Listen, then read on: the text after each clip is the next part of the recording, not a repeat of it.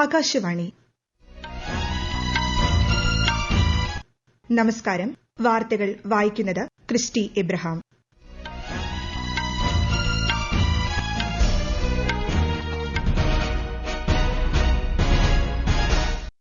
പ്രധാന വാർത്തകൾ.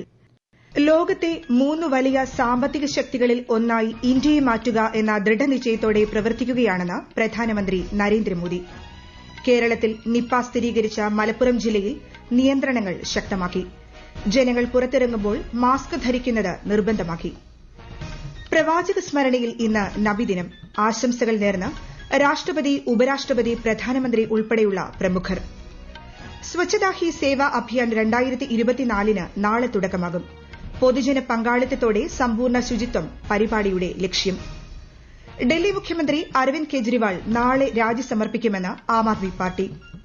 യാഗി ചുഴലിക്കാറ്റ് നാശം വിതച്ച വിയറ്റ്നാം, ലാവോസ്, മ്യാൻമർ എന്നീ രാജ്യങ്ങൾക്ക് സഹായഹസ്തവുമായി ഇന്ത്യ. ഓപ്പറേഷൻ സദ്ഭവന് തുടക്കമായതായി വിദേശകാര്യ മന്ത്രാലയം. വാർത്തകൾ വിശദമായി. പുതിയ സർക്കാരിന്റെ ആദ്യ 100 ദിവസത്തെ പ്രവർത്തനങ്ങളിൽ ഈ ലക്ഷ്യബോധം പ്രതിഫലിക്കുന്നുണ്ടെന്നും പ്രധാനമന്ത്രി പറഞ്ഞു. 140 करोड़ भारतीय भारत को तेजी से टॉप 3 इकोनॉमीज में पहुंचाने का संकल्प लेकर काम कर रहे हैं. इसलिए आज का ये इवेंट आइसोलेटेड इवेंट नहीं है. एक बड़े विजन, एक बड़े मिशन का हिस्सा है. ये 2047 तक भारत को डेवलप्ड नेशन बनाने के हमारे एक्शन प्लान का हिस्सा है. और हम ये कैसे कर रहे हैं, इसका ट्रेलर थर्ड टर्म के हमारे पहले 100 डेज 100 दिनों के फैसलों में दिखता है. ഗുജറാത്തിലെ വിവിധ വികസന പദ്ധതികൾക്കും പ്രധാനമന്ത്രി നരേന്ദ്രമോദി ഇന്ന് തുടക്കം കുറിക്കും. അഹമ്മദാബാദിനെ ഗാന്ധിനഗറുമായും ഗിഫ്റ്റ് സിറ്റിയുമായി ബന്ധിപ്പിക്കുന്ന മെട്രോ റെയിൽ പദ്ധതിയുടെ 2ാം ഘട്ടം അദ്ദേഹം ഫ്ളാഗ് ഓഫ് ചെയ്യും. അഹമ്മദാബാദിനും ഭുജിനും ഇടയിലുള്ള രാജ്യത്തെ ആദ്യത്തെ വന്ദേ ഭാരത് മെട്രോ ട്രെയിൻ ഉൾപ്പെടെ 8,000 കോടിയിലധികം രൂപയുടെ പദ്ധതികളുടെ ഉദ്ഘാടനവും തറക്കല്ലിടലും പ്രധാനമന്ത്രി നിർവഹിക്കും. സ്വച്ഛതാ ഹി സേവ അഭിയാൻ 2024 നാളെ തുടക്കമാകും. സ്വഭാവ സ്വച്ഛത, സംസ്കാര സ്വച്ഛത എന്നതാണ് ഈ വർഷത്തെ പ്രമേയം. വിനോദസഞ്ചാര കേന്ദ്രങ്ങൾ, പൊതുകെട്ടിടങ്ങൾ, വാണിജ്യ മേഖലകൾ, ജലാശയങ്ങൾ, മൃഗശാലകൾ, വന്യജീവി സങ്കേതങ്ങൾ, പൊതു ശൌചാലയങ്ങൾ എന്നിവ കൂട്ടായ്മയിലൂടെ ശുചീകരിക്കുന്ന പ്രവർത്തനങ്ങൾ ക്യാമ്പയിനിൽ ഉൾപ്പെടുന്നു. എല്ലാ കേന്ദ്ര, സംസ്ഥാന സർക്കാർ സ്ഥാപനങ്ങളും ഇതിന്റെ ഭാഗമാകും. സമൂഹത്തിന്റെ സമ്പൂർണ്ണ ശുചിത്വമാണ് പരിപാടിയുടെ ലക്ഷ്യം. ക്യാമ്പയിൻ അടുത്ത മാസം 2 വരെ തുടരും. 3ാം നരേന്ദ്രമോദി സർക്കാർ ആദ്യ 100 ദിവസം പൂർത്തിയാക്കി. റോഡുകൾ, റെയിൽവേ, തുറമുഖങ്ങൾ, വിമാനത്താവളങ്ങൾ എന്നിവയിൽ ശ്രദ്ധ കേന്ദ്രീകരിച്ച് 100 ദിവസത്തിനുള്ളിൽ 3 ലക്ഷം കോടി രൂപയുടെ പദ്ധതികൾക്ക് സർക്കാർ അനുമതി നൽകി. പ്രധാനമന്ത്രി കിസാൻ സമ്മാൻ നിധിയുടെ 17ാം ഗഡുവായ 20,000 കോടി രൂപ 9.3 കോടി കർഷകർക്ക് വിതരണം ചെയ്തു. ഡിജിറ്റൽ അഗ്രികൾച്ചർ മിഷൻ ഉൾപ്പെടെ മൊത്തം 14,200 കോടി രൂപയുടെ 7 പ്രധാന പദ്ധതികൾക്കും കേന്ദ്ര സർക്കാർ ഈ കാലയളവിൽ അംഗീകാരം നൽകി. ഇന്ന് അന്താരാഷ്ട്ര ഓസോൺ പാളി സംരക്ഷണ ദിനം. മോൺട്രിയൽ ഉടമ്പടി കാലാവസ്ഥാ വ്യതിയാനത്തിനെതിരെ മുന്നോട്ട് കൊണ്ടുപോവുക എന്നതാണ് ഇത്തവണത്തെ പ്രമേയം. സൂര്യനിൽ നിന്നുള്ള ഹാനികരമായ രശ്മികളിൽ നിന്നും ഭൂമിയെ സംരക്ഷിക്കുന്ന ഓസോൺ പാളിയെ സംരക്ഷിക്കുന്നതിന്റെ പ്രാധാന്യവും ഓസോൺ പാളി നേരിടുന്ന വെല്ലുവിളികളെക്കുറിച്ച് ബോധവൽക്കരണം സൃഷ്ടിക്കുകയുമാണ് ദിനാചരണത്തിന്റെ ലക്ഷ്യം. പ്രവാചകൻ മുഹമ്മദ് നബിയുടെ ജന്മദിനമായ നബിദിനം വിശ്വാസികൾ ഇന്ന് ആഘോഷിക്കുന്നു.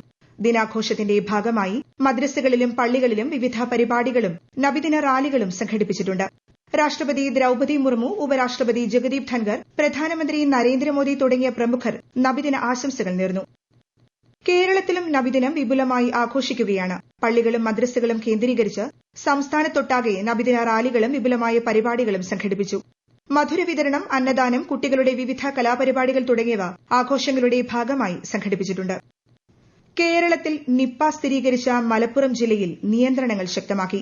ജനങ്ങൾ പുറത്തിറങ്ങുമ്പോൾ നിർബന്ധമായും മാസ്ക് ധരിക്കണമെന്ന് ജില്ലാ കളക്ടർ ഉത്തരവിട്ടു. ജനങ്ങൾ കൂട്ടം കൂടാൻ പാടില്ലെന്നും നിർദ്ദേശം നൽകിയിട്ടുണ്ട്.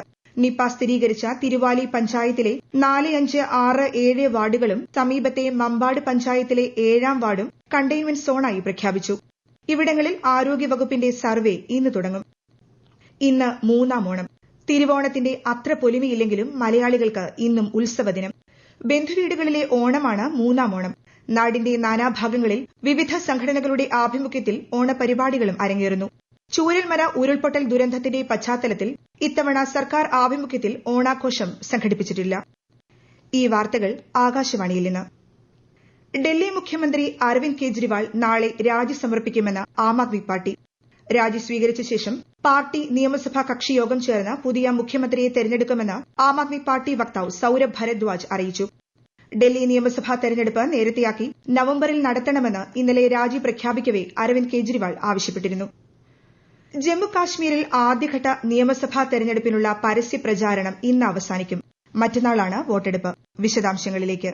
ആദ്യഘട്ട വോട്ടെടുപ്പിന് മണിക്കൂറുകൾ മാത്രം ശേഷിക്കെ രാഷ്ട്രീയ കക്ഷികൾ പ്രചാരണം ഊർജിതമാക്കി. കേന്ദ്ര ആഭ്യന്തരമന്ത്രിയും മുതിർന്ന ബിജെപി നേതാവുമായ അമിത്ഷാ ജമ്മുകശ്മീരിലെ ദോഡയിൽ ഇന്ന് 3 തെരഞ്ഞെടുപ്പ് റാലികളെ അഭിസംബോധന ചെയ്യും. റംബാൻ, കിഷ്ത്വാർ, പദ്ദാർ എന്നിവിടങ്ങളിലാണ് റാലികൾ. കേന്ദ്രമന്ത്രിയും ബിജെപി ദേശീയ അധ്യക്ഷനുമായ ജെ.പി. നദ്ദ ഈ മാസം 20-ന് ജമ്മുവിൽ പ്രചാരണം നടത്തും. നാഷണൽ കോൺഫറൻസ്, PDP, കോൺഗ്രസ് തുടങ്ങിയ പാർട്ടികളും പ്രചാരണ രംഗത്ത് സജീവമാണ്. 7 ജില്ലകളിൽ നിന്നുള്ള 24 മണ്ഡലങ്ങളാണ് ആദ്യഘട്ടത്തിൽ വിധിയെഴുതുന്നത്. അതിനിടെ 3ാം ഘട്ട തെരഞ്ഞെടുപ്പിലേക്കുള്ള പത്രിക പിൻവലിക്കാനുള്ള അവസാന തീയതിയും ഇന്നാണ്. വെള്ളിയാഴ്ച നടന്ന പത്രികകളുടെ സൂക്ഷ്മ പരിശോധനയിൽ 37 എണ്ണം തള്ളിയിരുന്നു. തിരഞ്ഞെടുപ്പിന്റെ 2ഉം 3ഉം ഘട്ടങ്ങൾ സെപ്റ്റംബർ 25, ഒക്ടോബർ 1 തീയതികളിൽ നടക്കും. അടുത്ത മാസം 8-നാണ് വോട്ടെണ്ണൽ. 90 സീറ്റുകളാണ് കേന്ദ്രഭരണ പ്രദേശത്തിന്റെ നിയമസഭയിൽ ഉള്ളത്. അടുത്ത മാസം 5-ന് തിരഞ്ഞെടുപ്പ് നടക്കാനിരിക്കുന്ന ഹരിയാനയിലും പ്രവർത്തനങ്ങൾ ശക്തമാക്കിയിരിക്കുകയാണ് വിവിധ രാഷ്ട്രീയ പാർട്ടികൾ. News desk, Akashvani. രാജ്യത്തിന്റെ സ്റ്റാർട്ടപ്പ് ആവാസ വ്യവസ്ഥ ശക്തിപ്പെടുത്തുക എന്ന ലക്ഷ്യവുമായി ഭാസ്കർ ഡിജിറ്റൽ ആരംഭിക്കാൻ ഒരുങ്ങി കേന്ദ്ര സർക്കാർ. സംരംഭക ആവാസ വ്യവസ്ഥയിലെ പ്രധാന പങ്കാളികൾക്കിടയിൽ കേന്ദ്രീകരിക്കുകയും പ്രവർത്തനം കാര്യക്ഷമമാക്കുകയും സഹകരണം വർദ്ധിപ്പിക്കുകയും ചെയ്യുന്നതിനായി രൂപകൽപ്പന ചെയ്ത സംവിധാനമാണ് Bharat startup knowledge access registry എന്ന ഭാസ്കർ സംരംഭം. യാഗി ചുഴലിക്കാറ്റ് നാശം വിതച്ച രാജ്യങ്ങൾക്ക് സഹായഹസ്തവുമായി ഇന്ത്യ. വിയറ്റ്നാം, ലാവോസ്, മ്യാൻമർ എന്നീ രാജ്യങ്ങൾക്ക് ദുരിതാശ്വാസ സഹായം എത്തിക്കുന്നതിന് ഓപ്പറേഷൻ സദ്ഭവ് ദൌത്യം ആരംഭിച്ചതായി കേന്ദ്ര വിദേശകാര്യ മന്ത്രാലയം അറിയിച്ചു. ജലശുദ്ധീകരണ വസ്തുക്കൾ, കമ്പിളിപ്പുതപ്പുകൾ, സൌരോർജ്ജ വിളക്കുകൾ എന്നിവ ഉൾപ്പെടെ 35 ടൺ സഹായ വസ്തുക്കൾ ഇന്ത്യ വിയറ്റ്നാമിന് കൈമാറി. 10 ടൺ സാമഗ്രികൾ വീതം ലാവോസിലേക്കും മ്യാൻമറിലേക്കും അയച്ചതായും വിദേശകാര്യ മന്ത്രാലയം അറിയിച്ചു. US മുൻ പ്രസിഡന്റും പ്രസിഡന്റ് തെരഞ്ഞെടുപ്പിൽ റിപ്പബ്ലിക്കൻ സ്ഥാനാർത്ഥിയുമായ ഡൊണാൾഡ് ട്രംപിന്റെ ഗോൾഫ് ക്ലബ്ബിൽ വെടിവെപ്പ്. വെടിവെപ്പുണ്ടാകുമ്പോൾ ട്രംപ് ക്ലബ്ബിലുണ്ടായിരുന്നു. ഫ്ലോറിഡ വെസ്റ്റ് പാം ബീച്ചിലെ ട്രംപ് ഇന്റർനാഷണൽ ഗോൾഫ് ക്ലബ്ബിലാണ് വെടിവെപ്പുണ്ടായത്. താൻ സുരക്ഷിതനാണെന്ന് ഡൊണാൾഡ് ട്രംപ് അറിയിച്ചു. വെടിവെച്ചയാളെ പിടികൂടി. സംഭവത്തിൽ അന്വേഷണം ആരംഭിച്ചിട്ടുണ്ട്. ശ്രീലങ്കയിൽ ശനിയാഴ്ച നടക്കാനിരിക്കുന്ന പ്രസിഡന്റ് തെരഞ്ഞെടുപ്പിനുള്ള പ്രചാരണം പുരോഗമിക്കുന്നു. നിലവിലെ പ്രസിഡന്റ് റെനിൽ വിക്രമസിംഗെ, NPP നേതാവ് അനുര ഡിസനായകെ, മുഖ്യ പ്രതിപക്ഷ നേതാവ് സജിത് പ്രേമദാസ തുടങ്ങിയവർ മത്സരരംഗത്തുണ്ട്.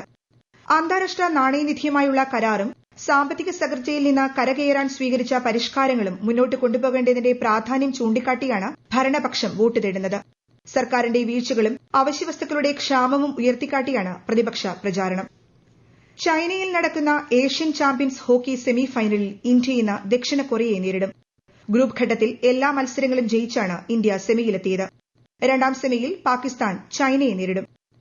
ഹംഗറിയിലെ ബുഡാപെസ്റ്റിൽ നടക്കുന്ന 45ാമത് ചെസ് ഒളിമ്പ്യാഡിൽ ഓപ്പൺ വിഭാഗത്തിൽ അസർബൈജാനെതിരായ മത്സരം 3-1 വിജയിച്ച് ടീം ഇന്ത്യ. പ്രധാന വാർത്തകൾ വീണ്ടും.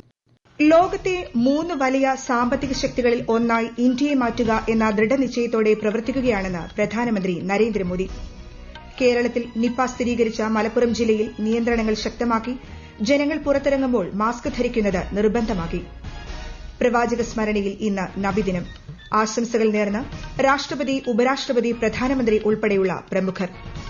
സ്വച്ഛതാ ഹി സേവ അഭിയാൻ 2024-ന് നാളെ തുടക്കമാകും. പൊതുജന പങ്കാളിത്തത്തോടെ സമ്പൂർണ്ണ ശുചിത്വം പരിപാടിയുടെ ലക്ഷ്യം. ഡൽഹി മുഖ്യമന്ത്രി അരവിന്ദ് കെജ്രിവാൾ നാളെ രാജി സമർപ്പിക്കുമെന്ന് ആം ആദ്മി പാർട്ടി. യാഗി ചുഴലിക്കാറ്റ് നാശം വിതച്ച വിയറ്റ്നാം, ലാവോസ്, മ്യാൻമർ എന്നീ രാജ്യങ്ങൾക്ക് സഹായഹസ്തവുമായി ഇന്ത്യ. ഓപ്പറേഷൻ സദ്ഭവിന് തുടക്കമായതായി വിദേശകാര്യ മന്ത്രാലയം. വാർത്തകൾ കഴിഞ്ഞു. അടുത്ത വാർത്താ പ്രക്ഷേപണം വൈകിട്ട് 6:30-ന്.